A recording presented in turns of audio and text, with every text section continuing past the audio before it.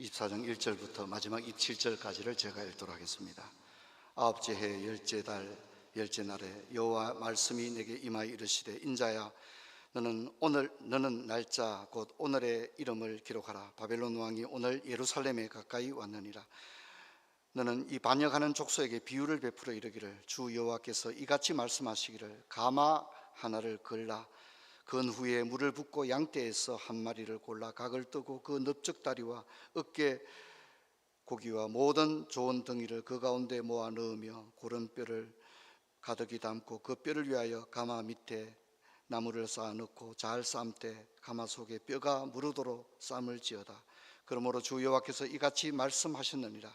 피를 흘린 성읍 녹선 가마 곧 그 속에 녹을 없이 하지 아니한 가마여 화 있을진저 제비 뽑을 것도 없이 그 덩이를 하나하나 꺼낼지어다. 그 피가 그 가운데 있으며 피를 땅에 쏟아 티끌이 덮이지 않고 하지 않고 맨 바위 위에 두었도다. 내가 그 피를 맨 바위 위에 두고 덮지 아니하게 함은 분노를 나타내어 보응하려 함이로라. 그러므로 주 여호와께서 이같이 말씀하시느니라. 화 있을진저 피 흘린 성읍이여, 내가 또 나무 무더기를 크게 하리라. 나무를 많이 쌓고 불을 피워 그 고기를 삶아 녹이고 국물을 졸이고 그 뼈를 태우고 가마가 빈 후에 숯불 위에 놓아 뜨겁게 하며 그 가마에 놋을 달궈서 그 속에 더러운 것을 녹게 하여 녹이 소멸되게 하라. 이 성읍이 수고함으로 스스로 피곤하나 많은 녹이 그 속에서 벗겨지지 아니하며 불에서도 없어지지 아니하는도다. 너의 더러운 것들 중에 음란이 그 하나니라. 내가 너를 깨끗하게 하나 내가 깨끗해지지 아니하니 내가 내게 향한 분노를 풀기 전에는 내 더러움이 다시 깨끗해지지 아니하리라. 나 여호와가 말하였은즉 그 일이 이루어질지라. 내가 돌이키지도 아니하고 아끼지도 아니하며 뉘우치지도 아니하고 행하리니 그들이 내 모든 행위대로 너를 재판하리라. 주 여호와의 말씀이니라. 15절부터는 같이 읽겠습니다. 여호와의 말씀이 또 내게 임하여 이르시되, 인자야, 내가 내 눈에 기뻐하는 것을 한 가지 쳐서 빼앗으리니 너는 슬퍼하거나 울거나 눈물 흘리거나 하지 말며 죽은 자들을 위하여 슬퍼하지 말고 조용히 탄식하며 수건으로 머리를 동이고 발에 신을 신고 입술을 가리지 말고 사람의 초상집에서 먹는 음식물을 먹지 말라 하신지라.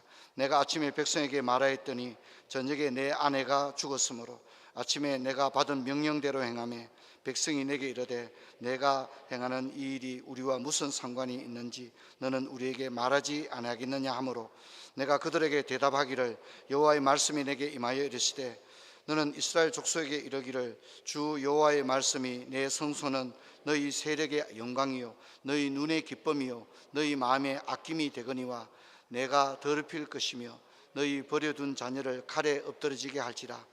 너희가 에스겔이 행한 바와 같이 행하여 입술을 가리지 아니하며 사람의 음식물을 먹지 아니하며 수건으로 머리를 동인 채 발에 신을 신은 채로 두고 슬퍼하지도 아니하며 울지도 아니하되 제약 중에 패망하여 피차 바라보며 탄식하리니 이같이 에스겔이 너희에게 표징이 되리니 그가 행한 대로 너희가 다 행할지라. 이 일이 이루어지면 내가 주 여호와인 줄을 너희가 알리라 하라 하셨느니라. 아멘. 인자야, 내가 그 힘과 그 즐거워하는 영광과 그 눈이 기뻐하는 것과 그 마음이 간절하게 생각하는 자녀를 데려가는 날 곧 그날에 도피하는 자가 내게 나와서 내 귀에 그 일을 들려주지 아니하겠느냐. 그날에 내 입이 열려서 도피한 자에게 말하고 다시는 잠잠하지 아니하리라.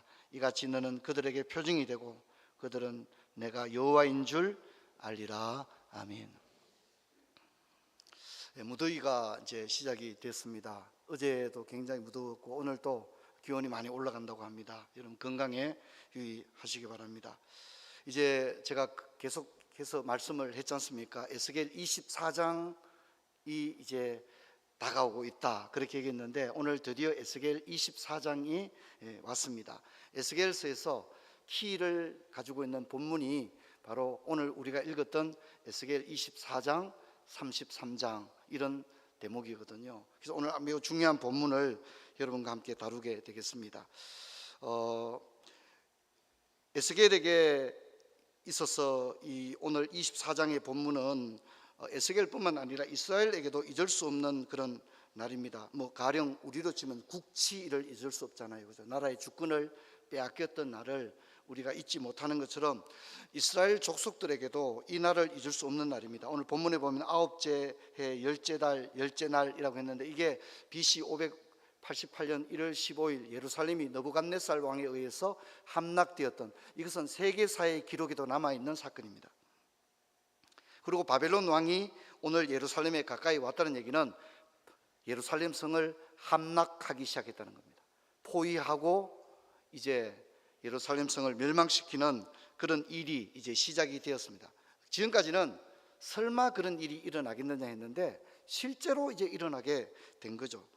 그래서 이 본문은요, 성경에 여러 곳에 나옵니다. 먼저 열왕기하 25장 1절에도 보면 시드기야 제9년 열째 달 10일에 바벨론 왕 느부갓네살이 그의 모든 군대를 거느리고 예루살렘을 치러 올라와서 그 성에 대하여 진을 치고 주위에 토성을 쌓음에 라고 하는 것이 나오고요.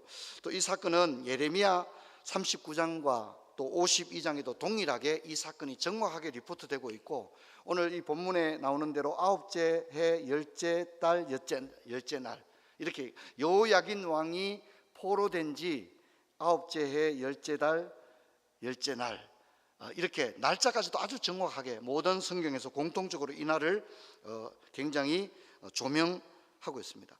오늘 24장은 크게 두 부분 정도로 우리가 나누어 볼 수 있는데, 먼저 24장 1절부터 14절은 녹선 가마에 관한 그런 비유가 나오고 있고요.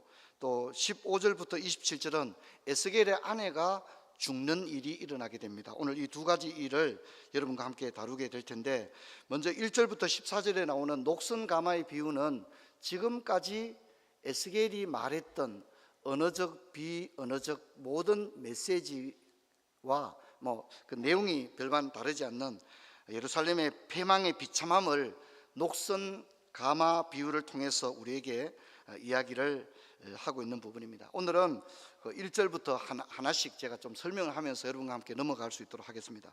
먼저 아홉째 해 열째 달 열째 날, 이렇게 보면 제9년 10월 10일 이렇게 돼야 되지 않습니까? 그런데 제가 그 BC 588년 1월 15일이라고 했는데 이것은 이스라엘의 달력을 의미하기 때문에 그렇습니다. 이것을 뎁베롤 10일이라고 하는데 여호야긴 왕이 유배된 지 뎁베롤 10일입니다. 이걸 환산하게 되면 588년 1월 15일이 주전 588년 1월 15일이 되어집니다. 그리고 이게 이제 바벨론 왕이라고 했는데 이 왕은 느부갓네살 왕이라는 거 앞에 열왕기하에서 우리가 살펴봤죠. 그리고 이제 3절을 보게 되면 너는 이 반역하는 족속에게 비유를 베풀어 이르기를, 이렇게 말합니다. 이제 비유로 이 사건을 해석해 주라, 설명해 주라, 메시지를 전하라, 이렇게 하는 겁니다. 그래서 이게 이제 가마를 하나 걸라고 합니다. 그리고 양을 한 마리 잡고요, 거기에 이제 고기들을 부위별로 넣고 이제 끓이게 되어집니다. 이 장면은 우리들에게는 좀 이렇게 생경한 장면일 수 있지만 그 예루살렘 성전에서 늘 어린 양의 번제나 화목제 제사를 드리던 이스라엘 사람들에게는 이 비유나 장면이 결코 낯설지 않은 그런 장면이죠. 고기를 그렇게 삶은 다음에 어떻게 합니까? 고기를 갈고리로 하나씩 끄집어내게 되는 그런 장면을 우리 가운데 보여주고 있습니다. 근데 문제는 뭐냐면 그렇게 했는데 이 가마를 자세히 살펴보니까 이 가마가 정상적인 가마가 아니었다는 거죠. 무슨 가마입니까? 녹선 가마였다는 겁니다. 그리고 고기를 삶았는데 문제는 여러분, 고기를 삶을 때 피를 하나님께 드리고 고기는 삶아서 사람들이 먹게 되거든요. 근데 문제는 고기를 삶는데 보니까 가마에 피가 가득하더라는 거죠. 이것은 정상적인 예배가 아닙니다. 정상적인 번제나 화목제물을 드리는 제사 방법이 아니에요. 피를 삶지 않거든요. 피는 하나님께 드리는 것인데, 태우는 것인데 피가 가득하다. 피라고 하는 것은 죄가 가득하다는 겁니다. 그래서 우리가 지금까지 살펴봤던 예루살렘 성전에서 행해졌던 비정상적인 우상 숭배 예배를 이렇게 녹선 가마를 통해서 우리 가운데 보여주고 있습니다. 그리고 이제 여기에서 이제 그 녹을 제거하라 그러는데 녹이 제거되지 않습니다. 아무리 불을 떼어도 가마에서 녹이 제거되지 않는 거예요. 그러니까 무슨 얘기죠? 회생불능의 상태에 있는 예루살렘 성전, 도저히 회복될 수 없는 거예요. 그래서 하나님께서 예루살렘 성전을 폐쇄해 버리는 겁니다. 하나님이 자신의 이름이 있는 성전을 하나님께서 폐쇄한다, 오죽하면 그렇게 했겠습니까? 자, 그런데 이 왜 끓는 가마의 비유를 하필이면 얘기하느냐 하는 것은 좀 의미가 있습니다. 끓는 가마의 비유는 우리가 에스겔 11장에서도 한번 나온 적이 있는 얘기인데, 에스겔 11장 3절을 보면 그들의 말이 집 건축할 때가 가깝지 아니한즉 이 성읍은 가마가 되고 우리는 고기가 된다 하니라. 이게 뭔 얘기냐면, 이제 이 거짓 선지자였던 야샤냐와 블라다와 같은 거짓 선지자들이 이제 집을 건축할 때가 가깝지 아니하다. 이 무슨 얘기냐면, 참 이 사람들이 나쁜 사람들인 게, 포로로 끌려간 사람들이 남겨두고 간 예루살렘의 집들이 있잖아요, 부동산들이 있잖아요. 그것을 자기들이 불법적으로 자신들의 소유로 가르치는 거예요. 그래서 집 건축할 필요가 없다. 왜? 예루살렘에 포로들이 버리고 간 집이 남아도는데 그 집을 이제부터 우리가 우리 소유물로 만들자, 이런 아주 나쁜 마음을 가지고 있으면서 그들이 뭐라고 합니까? 이 거짓 선지자들의 말이 뭡니까? 이 성읍은, 예루살렘 성읍은 가마가 되고, 가마라고 하는 것은 쇠로 만들었기 때문에 아주 안전하다는 거죠. 난공불락이다. 누가 예루살렘을 감히 쳐들어와서 무너뜨리겠느냐? 이 성읍은 가마가 되고 우리는 고기가 된다는 말은 뭐냐면, 그 가마 속에 있는 고기들은 또 얼마나 안전하겠습니까? 이제 그런 얘기죠. 예루살렘은 가마가 되고 예루살렘 백성들은 그 안에 안전하게 보호되는 고기가 될 것이다, 이런 얘기를 했거든요. 그런데 그들이 생각했는 것과 달리 예루살렘은 마침내 함락이 되었습니다. 그래서 그들의 교만과 그들의 막연한 낙관주의적인 생각들이 얼마나 허망한 것인가를 역설적으로 그들이 말했던, 자기들이 감하고 고기라고 했는데 그것을 가지고 역설적인 비유를 주고 있는 겁니다. 그들이 가마였지만 그들은 녹슨 가마였고 그 녹은 제거되지 않는 모습이었습니다. 그래서 에스겔 24장 12절을 보면 이 성읍이 수고함으로 스스로 피곤하나 많은 녹이 그 속에 벗겨지지 아니하며 불에서도 없어지지 아니하더라, 그렇게 이야기를 합니다. 6절과 9절을 보면 에스겔은 예루살렘을 향하여 피 흘린 성읍이다, 그렇게 말하고요. 그리고 그 안에 있는 고기를 하나씩 꺼내라. 그 가마 안에서 안전히 보호된다고 생각했는데 고기를 갈고리에 꺼내서 하나씩 꺼내라는 얘기는 하나하나 한 명 한 명 포로로 끌려가게 된다는 것을 상징적으로 보여주고 있습니다. 그리고 녹을 없애려고 했지만 녹이 없어지지 않았습니다. 그 녹은 더러움과 음란이다, 그렇게 이야기하고 있는 것을 보게 됩니다. 회개가 없는 예루살렘의 최후를 우리는 보고 있는 것입니다. 이 이야기는 지금까지 우리가 살펴봤던 내용에서 그렇게 차이가 나지 않습니다. 자, 이제 오늘 우리가 본격적으로 다뤄보려고 하는 본문은 여러분과 같이 읽었던 15절 이하의 이야기인데, 하나님께서 갑자기 에스겔의 아내를 데려가시는 사건이 일어납니다. 그래서 15절 보면 여호와의 말씀이 또 내게 임하여 이르시되 인자야, 내가 내 눈에 기뻐하는 것을 한번 쳐서 빼앗으리니. 에스겔이 눈에 기뻐하는 게 뭐냐면 자기 아내입니다. 자기 아내. 지금 에스겔의 나이가 34세밖에 안 됐습니다. 그렇다면 에스겔의 아내는 30대 초반이거나 혹은 20대일 가능성도 있는 거죠. 너무나도 젊은 선지자의 아내가 죽은 겁니다. 그런데 선지자의 아내가 죽는 것을 하나님께서 에스겔에게 미리 이야기해 줬으면, 네 아내가 죽을 거다, 네 아내가 그냥 죽는 게 아니고 내가 네 아내를 데려갈 것이다, 네 눈이 기뻐하는 것. 네 눈이 기뻐한다는 말은 뭐냐면 우리 흔히들 뭐 눈에 넣어도 아프지 않은 이런 표현이 있잖아요, 그죠? 그러니까 에스겔에게 있어서는 최고의 보물입니다. 두말할 것 없는 에스겔의 젊은 자신의 아내죠. 에스겔의 아내는 에스겔과 함께 포로로 끌려왔고 서로에게 의지가 되었을 겁니다. 이역만리 타국의 강제 노역의 현장에서, 포로 수용소에서 에스겔에게 그 젊은 아내가, 또 젊은 아내에게 에스겔이 서로에게 얼마나 큰 위로와 힘이 되었겠습니까? 그래서 하나님께서 말합니다. 내 눈이 기뻐하는 그것을 쳐서 빼앗아 갈 것이다. 자기 아내를 데려가겠다. 하나님이 에스겔에게 그렇게 미리 이야기를 해준 것입니다. 그런데 하나님께서 그렇게 말한 다음에 16절에 뭐라 합니까? 그런데 너는 슬퍼하거나 울거나 눈물을 흘리거나 하지 마라. 슬픈 기색을 내지 마라. 슬픔을 억제당하고 있는 선지자의 모습을 보게 됩니다. 그리고 장례식에서 보편적으로 행해지는 슬픔을 표시하는 티를 내지 말 것을 이야기합니다. 17절에 보면 슬퍼하지 말고 조용히 탄식하고 수건으로 머리를 동이고 발에 신을 신고 입술을 가리고 사람의 초상집에서 먹는 음식물을 먹지 말라. 그냥 평소처럼 아무 일도 없는 것처럼, 자기 아내가 죽었는데도 아무 일도 없는 것처럼 너는 그렇게 행동을 해라. 그렇게 이야기를 하고 있는 것입니다. 여러분, 배우자의 죽음이 얼마나 충격적입니까? 근데 선지자는 자신의 아내가 죽을 것을 미리 예고를 받았습니다. 그러니까 이런 얘기죠. 아침에 나가서 지금 우리가 읽었던 녹슨 가마의 비유를 이야기하고 저녁에 오니까 자기 아내가 죽은 거예요. 근데 하나님 이걸 미리 얘기해 준 거예요. 너는 녹슨 가마의 비유를 이야기해라. 그리고 네 아내를 내가 데려갈 것이다. 하나님은, 에스겔은 자기 아내가 죽을 것이라는 메시지를 듣고 녹슨 가마의 비유를 말하고 집에 저녁에 돌아왔더니 자기 아내가 죽은 것입니다. 그리고 공식적인 슬픔을 표시하지 않도록 명령을 받았습니다.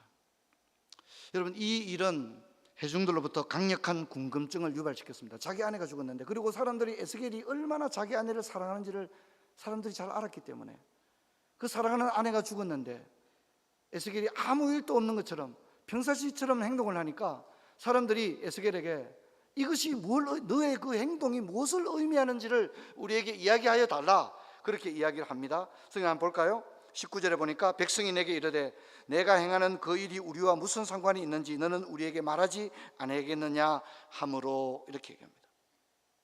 에스겔의 아내가 죽었다. 이 소식은 유다 포로 수용소에 급속히 전해졌을 것입니다. 에스겔의 나이가 젊었기 때문에 그의 아내도 매우 젊은 아내였을 것입니다. 보물과도 같은 아내였습니다. 포로 생활에서 유일한 행복이 아내였습니다. 에스겔은 자신의 아내가 죽을 것이라고는 하나님의 말씀을 듣고 했고 설교를 맞추고 있었습니다. 친구들, 가족들, 이웃들이 몰려왔을 것입니다. 그런데 선지자는 아무 일도 없었던 것처럼 씻고 옷을 입고 평상집 음식에 손을 대지도 않았습니다. 이것은 너무나도 기이한 행동이었고, 왜 너의 젊은 아내가 죽었는데 아무 일도 없는 것처럼 행동하느냐, 이것이 무슨 의미냐, 이것을 우리에게 말해달라고 이야기합니다. 그 대답이 20절부터 이어지는데, 내 성소는 너희 눈의 기쁨이었다, 이렇게 얘기하는데, 이 내 성소는 예루살렘을 말합니다.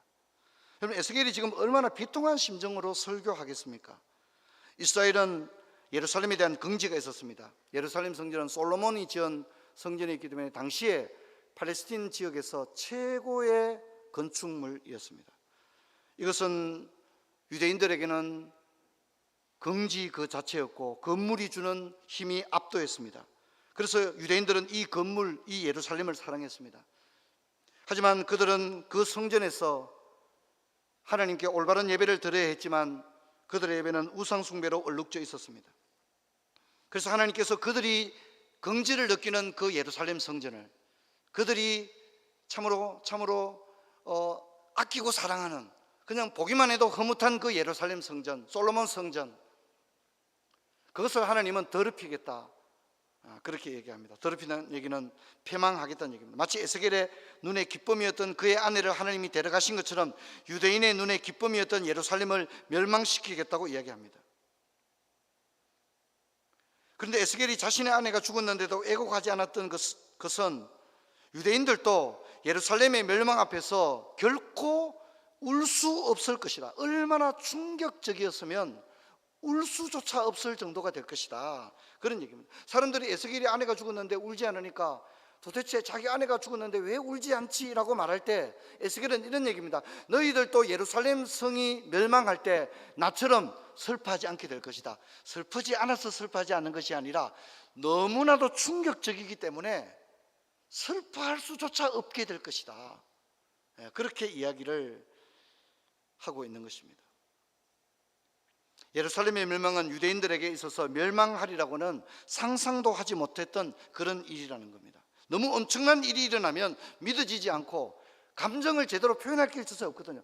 슬퍼해야 되는데 너무 극도의 도저히 믿어지지 않는 일이 일어나면 슬퍼할 수조차 없는 거죠. 너희들이 그렇게 될 것이다. 내가 지금 나의 사랑하는 아내가 죽었는데 지금 슬퍼하지 않는 것처럼 너희들도 너무 극단적인 슬픔을 만나게 될 때 너희들도 나처럼 똑같이 울어야 마땅한데 울 수 없을 정도의 너무나도 충격적인 일을, 슬픔을, 절망을 너희들이 경험하게 될 것이다. 그렇게 이야기합니다.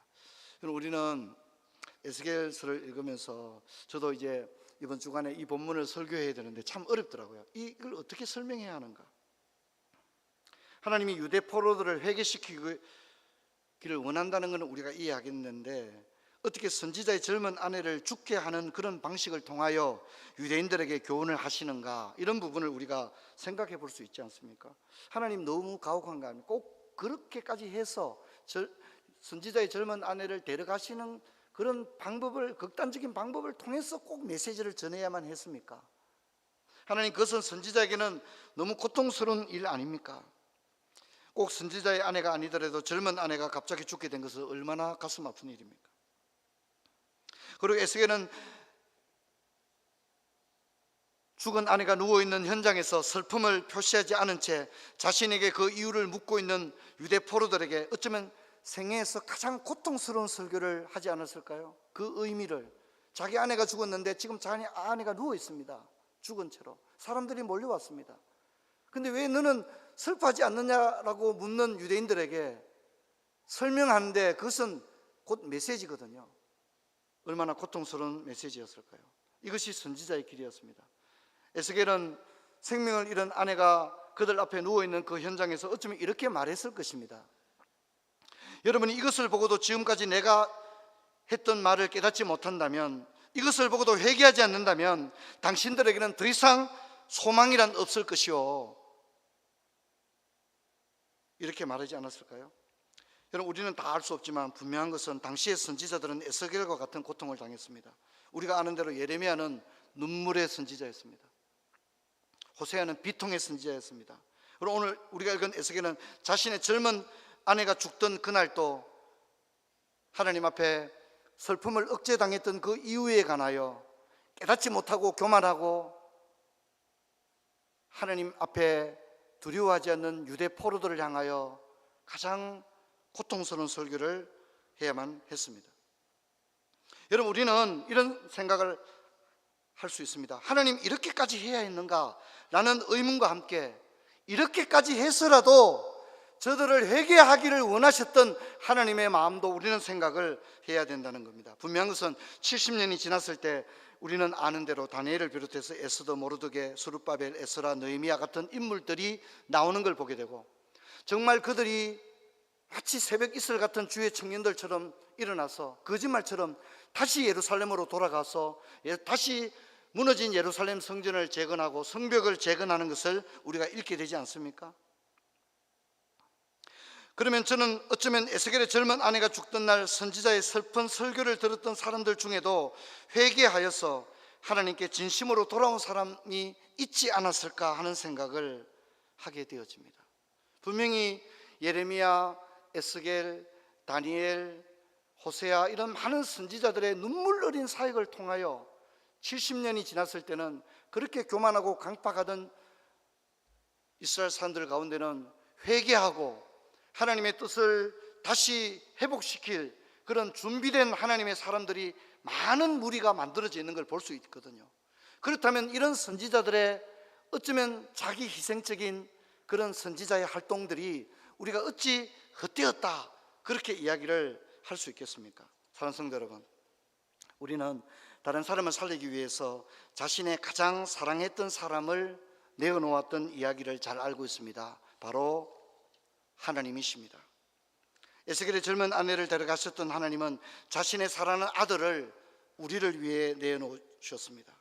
에스겔이 슬픔을 억제당하며 아내의 장례식에서 가장 슬픈 설교를 했던 것처럼 하나님은 자신의 아들이 십자가에 죽을 때 하나님의 마음은 얼마나 아팠겠습니까?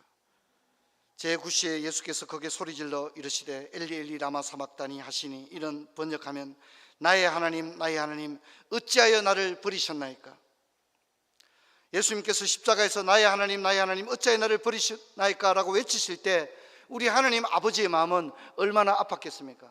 에스겔이 자신의 아내를 데려간 하나님, 그리고 그 아내를 데려가고 울지 말라, 슬퍼하지 말라, 그리고 그 이유를 묻는 자들에게 설교하라고 한 그 하나님의 마음, 그때 에스겔이 얼마나 고통스러웠을까요?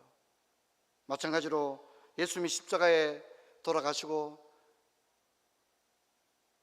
하나님이 가장 사랑하는 자신의 독생자를 우리를 위해 내어줄 때 에스겔의 마음이 아팠던 것처럼 하나님의 마음도 얼마나 아팠을까요? 꼭 그렇게만 했습니까?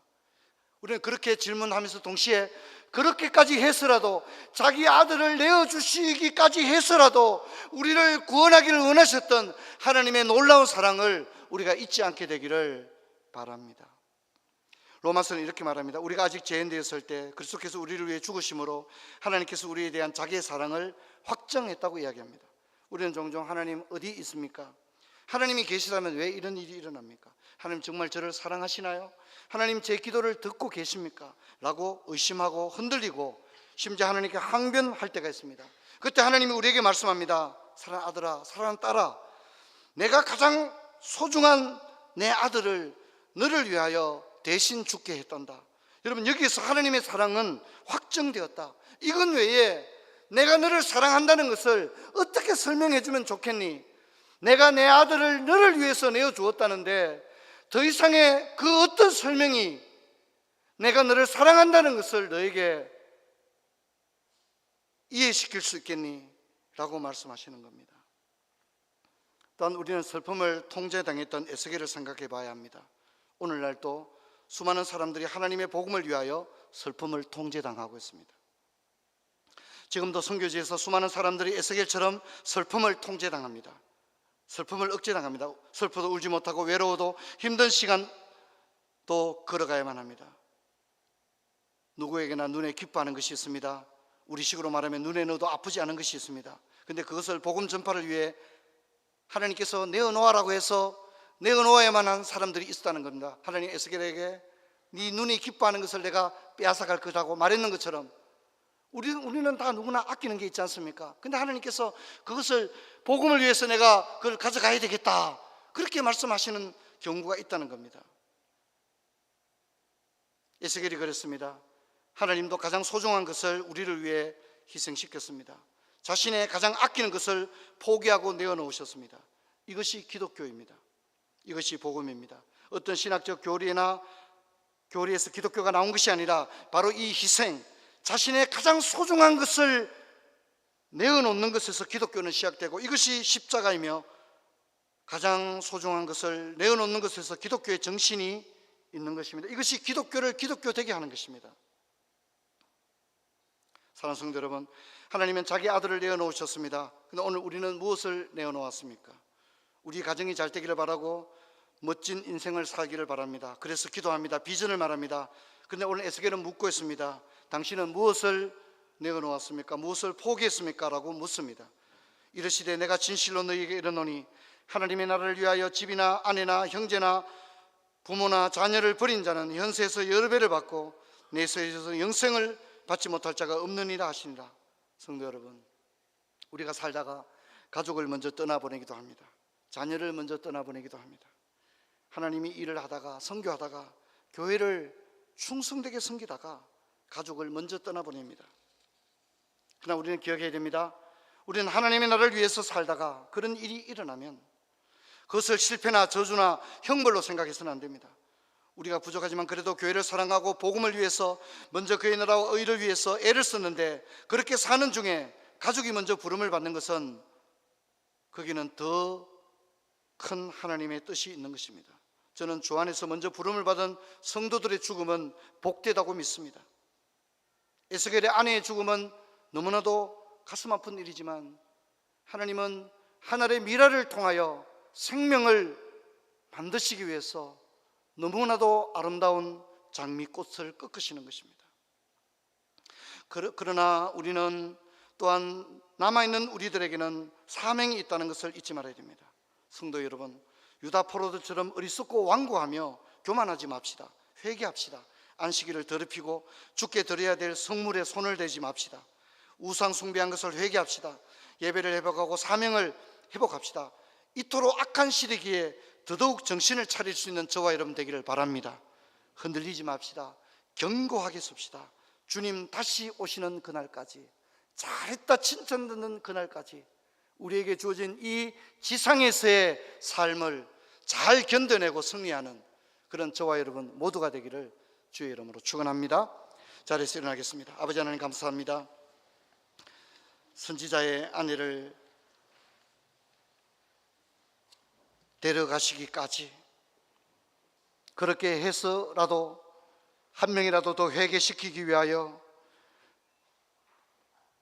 너무나도 안타까운 마음으로 예루살렘을 바라보시는 하나님 아버지의 마음을 바라봅니다. 오늘 우리가 어리석은 유대인들처럼 교만하고 막연한 낙관론에 빠지고 때로는 피해의식과 또 아버지 하나님 절망에 빠져 살아가는 저들이 아닌지 생각합니다.